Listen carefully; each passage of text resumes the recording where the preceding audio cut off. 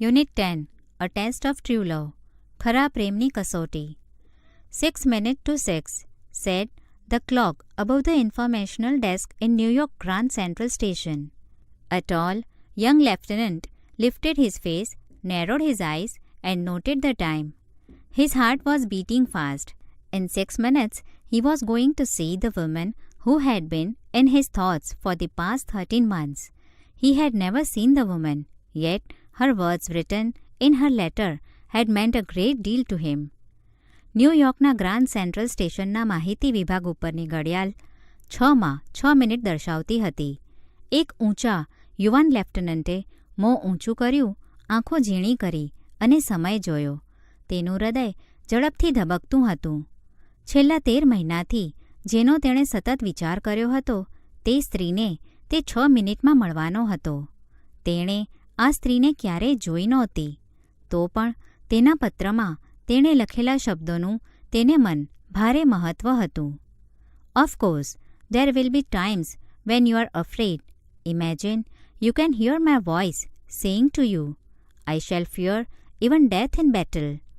અલબત્ત એવો સમય પણ આવે જ્યારે તમને ખૂબ ડર લાગે. તમને હું કહેતી હોઉં તેવો મારો અવાજ સાંભળી શકો છો તેની કલ્પના કરો.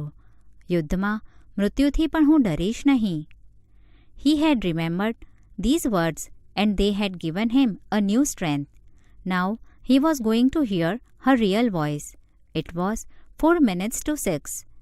આ શબ્દો તેણે યાદ રાખ્યા હતા અને આ શબ્દોએ તેને નવી શક્તિ આપી હતી. હવે તે એટલે કે સ્ત્રીનો વાસ્તવિક અવાજ સાંભળવાનો હતો. 6 મિનિટ બાકી હતી. A girl passed by him and Lieutenant Blandford looked closely. She was wearing a flower, but it was a white rose. He was to recognize his friend by a red rose. Beside, this girl was only about 18, and Menel had told him she was 30. એક છોકરી તેની પાસેથી પસાર થઈ અને lieutenant બ્લેન્ડફોર્ડ તેને નજીકથી જોઈ. તેણે ફૂલ તો ટાંકેલું હતું, પણ એ સફેદ ગુલાબ હતું. તેણે તો લાલ ગુલાબથી તેની મિત્રને ઓળખવાની હતી.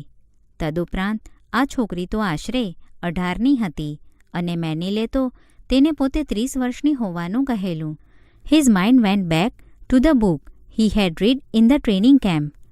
Of Human Bondage was the title of the novel, and throughout its pages were notes in a woman's handwriting. He had never believed that a woman could understand a man's thoughts so well. તાલીમ શિબિરમાં તેણે વાંચેલું પુસ્તક તેને યાદ આવ્યું. નવલકથાનું શીર્ષક હતું ઓફ હ્યુમન બોન્ડેજ અને તેના દરેક પાના પર સ્ત્રીના હસ્તાક્ષરમાં નોંધ હતી. એક સ્ત્રી પુરુષના વિચારોને આટલી સારી રીતે સમજી શકે એવું તેણે ક્યારેય માન્યું નહોતું. Her name was inside the cover of the book, Hollis Menel. He had found her address in a New York telephone directory.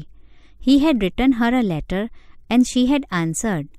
The next day, his army group had moved overseas, but he and Hollis Menel had continued writing to each other. પુસ્તકના અંદરના પુઠ્ઠા પર તેનું નામ હતું હોલિસ મેનેલ. ન્યૂયોર્કની telephone ડિરેક્ટરીમાંથી તેણે તેનું સરનામું મળેલું. તેણે તેને પત્ર લખ્યો હતો અને તેણે એટલે કે સ્ત્રીએ જવાબ આપ્યો હતો. બીજે દિવસે તેની લશ્કરી ટુકડી દરિયાપાર ચાલી ગઈ હતી, પણ તેણે અને હોલિસ મેનિલે પરસ્પર પત્ર વ્યવહાર કરવાનું ચાલુ રાખ્યું હતું. For 13 months, she had written to him regularly. Even when his letters did not arrive, she kept on writing. Now, he believed that he loved her and that she loved him. 13 મહિનાથી તે નિયમિત પત્ર લખતી હતી.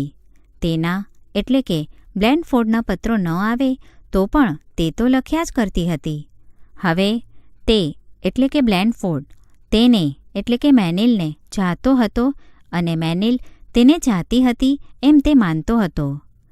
She had refused all his requests for her photograph. She had explained, if your feeling for me has any reality, my looks won't matter. Suppose I am beautiful. I would always have the idea that you were attracted by a pretty face. That kind of love would displease me. Suppose I am not pretty, then I would always fear were lonely. No, don't ask for my picture. When you come to New York, you shall see me. તેના photograph માટેની તેની બધી વિનંતીઓ તેણે નકારી હતી. તેણે સ્પષ્ટતા કરેલી, મારા પ્રત્યેની તમારી લાગણીમાં જો કંઈ સચ્ચાઈ હોય તો મારા દેખાવનું કોઈ મહત્ત્વ નથી. ધારી લો કે હું સુંદર છું તો તમે એક સુંદર ચહેરાથી આકર્ષાયા હતા એવો વિચાર મને સતત આવતો રહેશે. એ પ્રકારના પ્રેમથી મને ખુશી ન મળત. ધારી લો કે હું સુંદર નથી તો પછી મને હંમેશા એવો ડર રહેશે કે તમે એકલવાયા હતા તેથી મને પત્ર લખતા હતા. ના, મારા ફોટોગ્રાફની માંગણી ન કરશો. તમે ન્યૂયોર્ક આવો ત્યારે મને જોશો. 1 minute to 6 and Blandford's heart leaped. 6 minute અને બ્લેનફોર્ડનું હૃદય ધબકવા માંડ્યું. A young woman was coming towards him. She was tall and slender. Her eyes were as blue as flowers. Her lips and chin had a gentle firmness. In her green suit, she was like springtime itself. એક યુવાન સ્ત્રી તેના તરફ આવી રહી હતી. તે ઊંચી અને એકવડા બાંધાની, પાતળી હતી. તેની આંખો ફૂલો જેટલી જ ભૂરી હતી. તેના હોઠ અને ચહેરા પર સૌમ્ય મક્કમતા હતી. તેના લીલા પરિવેશમાં તે સ્વયં વસંત ઋતુ જેવી લાગતી હતી. He started walking towards her, but then he noticed she did not have a rose. As he moved, she smiled sweetly. Going my way, soldier? She murmured. તે તેના તરફ ચાલવા लाग्यो, પણ પછી તેના ધ્યાનમાં આવ્યું કે તેની પાસે ગુલાબ નહોતું. તે આગળ ચાલ્યો ત્યારે તેણે મોહક સ્મિત આપ્યું. મારા રસ્તે જાઓ છો જવાન? તે ધીમેથી બોલી. He took one step closer. Then he saw the woman with the rose. She was standing behind the girl, a woman past 40, her greying hair pulled under an old hat.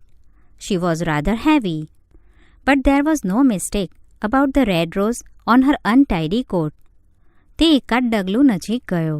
ત્યાં તેણે એક ગુલાબ ટાંકેલી સ્ત્રી જોઈ. તે છોકરી પાછળ ઊભી હતી.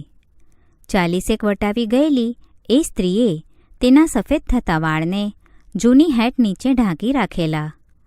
એ થોડી જાડી હતી, પણ તેના અવ્યવસ્થિત કોટ પર લાલ ગુલાબ વિશે સંદેહ નહોતો. The girl in the green suit was walking quickly away. લીલા પરિવેશમાં પેલી છોકરી ઝડપથી આગળ જઈ રહી હતી. Blandford's attention was divided between the two. He felt a strong urge to follow the girl, yet he also had a deep longing for the woman who had given him great courage and strength. And there she stood. He could see that her pale, plump face was gentle and kind. Her grey eyes were warm and friendly. બ્લેનફોર્ડનું ધ્યાન બે વચ્ચે વહેંચાઈ ગયું હતું. તેને છોકરીનો પીછો કરવાની તીવ્ર લાલચ થઈ આવી. તેમ છતાં જે સ્ત્રીએ તેને ખૂબ હિંમત અને શક્તિ આપ્યા હતા તે સ્ત્રી પ્રત્યે તેને ઊંડી ઝંખના પણ હતી અને એ ત્યાં જ ઊભી હતી. તે સ્ત્રીનો ફિક્કો ભરાવદાર ચહેરો સૌમ્ય અને માયાળુ હતો. તે એ જોઈ શકતો હતો. તેની ભૂખરી આંખોમાં ઉષ્મા અને મૈત્રીના ભાવ હતા. Lieutenant Blandford did not hesitate. His fingers held of human bondage, which was to show who he was. He thought about the relationship. This would not be love, he decided, but it would be something precious. It would be a friendship for which he would always be grateful. Lieutenant Blandford અચકાયો નહીં. તે પોતે કોણ હતો તે દેખાડવા તેના હાથમાં ઓફ હ્યુમન બોન્ડેજ પુસ્તક હતું. તેણે તેમના સંબંધને યાદ કર્યો. આ મારો પ્રેમ નથી, તેણે નિર્ણય કરી લીધો, પણ એ કંઈક મૂલ્યવાન તો છે. તે મૈત્રી હશે જેને માટે એ હંમેશા ઋણી રહેશે. He stood straight, saluted and held the book towards the woman. As he spoke, he thought how different she was from the girl he had expected. તે ટટ્ટાર ઊભો રહ્યો, સલામ કરી અને સ્ત્રી સામે પુસ્તક ધર્યું. તે બોલ્યો ત્યારે તેને વિચાર આવ્યો કે તેણે અપેક્ષા રાખેલી તેવી છોકરી કરતાં તે કેટલી અલગ હતી. I am lieutenant John Blandford and you are Miss Manil. I am so glad we could meet. May I take you to dinner? હું લેફ્ટનન્ટ જ્હોન બ્લેન્ડફોર્ડ અને તમે મિસ મેનિલ છો. આપણે મળી શક્યા તેનો મને ખૂબ આનંદ છે. હું તમને જમવા લઈ જાઉં? A smile appeared on the woman's face. I don't know who you are, young man, she answered. That young lady in the green suit asked me to wear this red rose on my coat. She also said, if he invites you to dinner, tell him I am waiting at the restaurant across the street, and added, it is a test of some kind. એ સ્ત્રીના ચહેરા પર સ્મિત રમી રહ્યું. તમે કોણ છો તે હું જાણતી નથી, જવાન. તે બોલી. લીલા પરિવેશમાં પેલી યુવાન સ્ત્રીએ મારા કોટ પર આ લાલ ગુલાબ ટાંકવાનું કહ્યું. તેણે એમ પણ કહ્યું, એ તમને જમવાનું આમંત્રણ આપે તો તેને કહેજો કે શેરીની સામે પારના રેસ્ટોરાંમાં હું તેમની રાહ જોઉં છું. અને વધુમાં કહેતી ગઈ, આ એક જાતની કસોટી છે.